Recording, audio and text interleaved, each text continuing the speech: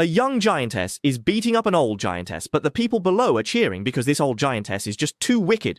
Her name is the Cart Giant, and she's from a tiny, middle-of-nowhere island. 3 days ago, she snuck into this city and started wreaking havoc. First, she crushed cars in a parking lot, then she tossed buildings around like toy blocks. People were terrified and quickly called for the Pretty Girl Giant. The Pretty Girl Giant arrived by plane. Without a word, she landed a massive slap that left the Cart Giant's head spinning, completely disoriented. Then the pretty girl stepped on her and said, "Don't let me catch you causing trouble again, or I'll beat you every time I see you." The Cart Giant fled with her tail between her legs. The pretty girl stayed to help rebuild the collapsed buildings and even gave out her own toy cars to those whose vehicles were crushed. Everyone was deeply moved except for one guy who cried saying, "But I can't even drive this toy car."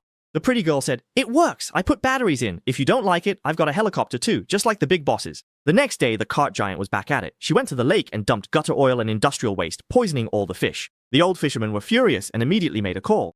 The Pretty Girl Giant arrived by high-speed rail and delivered 2 heavy kicks, sending the Cart Giant flying into the lake. The pretty girl said, "Hey, Longface, drink up all this sewage or you're not leaving today." Terrified, the Cart Giant started slurping it all up. One old fisherman said, "She's just asking for a beating, isn't she?" The pretty girl replied, "You're telling me."